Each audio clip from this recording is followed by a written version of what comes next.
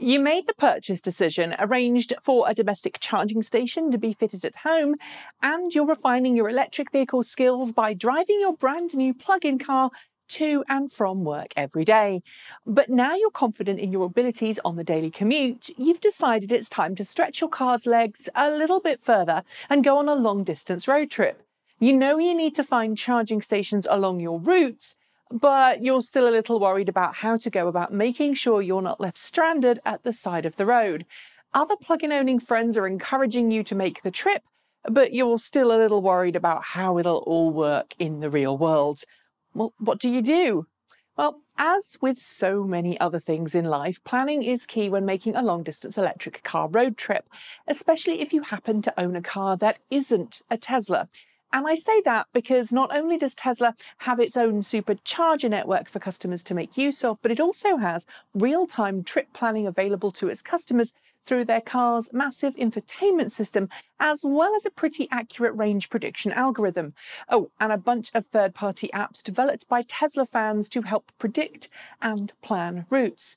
But just because Tesla does have the edge when it comes to long-distance travel doesn't mean you can't road trip in another EV. And with plenty of successful trips and maybe a few unsuccessful ones under my belt, I figured it was time to share some tips with you today.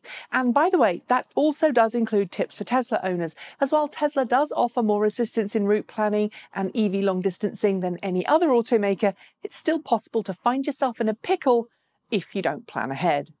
First up is the route itself. The first thing you want to do is to plot your ideal route, which may or may not be the route that you end up using. You can either use something like Google Maps for this, or you could use one of the many EV charger databases to plan it for you. Next, you'll need to take that route and compare it to the number of charging stations along that route. This is imperative because if the route you'd like to take doesn't have enough charging stations along its length, you'll need to adjust your route. For example, I'm taking my Chevrolet Bolt EV to Reno, Nevada later this year for a convention. I'd love to go direct from Portland, Oregon, using US 97 to get there, but with parts of the route devoid of public charging for more than 200 miles at a stretch, and some pretty big mountains in the middle, I just don't feel safe doing so. The best tool I've found to use is PlugShare, which not only allows you to list the charging stations that are compatible with your car, but rates charging stations from 0 to 10 in terms of reliability. It's crowdsourced too, so these ratings quickly change if a charging station goes offline or isn't reliable. Ideally, you want to plan your charging stations along your route at intervals that are about 60 to 80% of your car's maximum real-world range. And I'm talking real-world, not rated. Real-world for you and your car. This is not only to give you a buffer in case a charging station is out of order when you arrive, but also to give you a little freedom along your route if you want to duck out to grab food on the way, or you're driving an unfamiliar route with unexpected elevation changes that you didn't factor in. It's also good to give yourself a buffer because in order to minimize the time spent charging at rapid stations, you can't really rapid charge beyond around 80% on the road. Sure, you can charge your car beyond that point, but it will charge at a speed barely faster than the charging station you probably have at home. With the basic route done, it's now time to refine it. If you know the route you're going to take, i.e. you know the road and the terrain, you should be able to figure out if there are any tough sections like mountain passes which will require special treatment. If you don't, there are a few websites out there which will give you elevation profiles for the route you're taking. As a rule of thumb, excess energy used going uphill when compared to driving on the flat will be evened out pretty much by energy not used when going downhill. But you don't want a massive climb at the very end of your route unless you've taken into consideration the effects the climb will have on your battery. As a rule, I find it's possible to use 20 to 30 kilowatts to cruise on the flat at motorway speeds, but that can rise to 50 or even 60 kilowatts when steadily climbing in order to maintain the same speed. That will dramatically affect your range.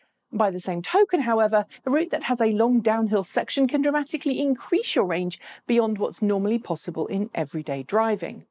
Also, if you can, try to refine the route so that you go past as many supplemental charging stations as possible. This not only gives you more flexibility, but minimizes the risk of a single charging network failure screwing up your road trip.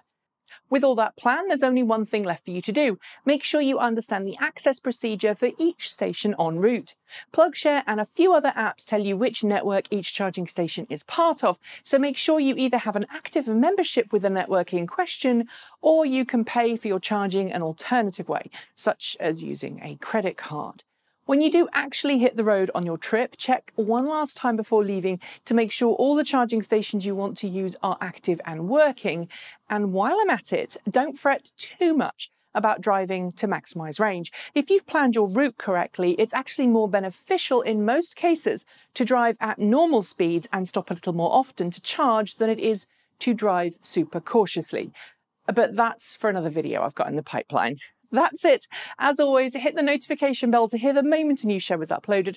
Don't forget to like, comment and subscribe to this channel, and be sure to check out our second channel, Transport Evolved Take 2, where you'll see a little more behind the scenes stuff. And of course, if you'd like to help this channel keep growing, please consider donating through Patreon or by sending us your Bitcoins in the link below. Thanks for watching, and until next time, keep evolving.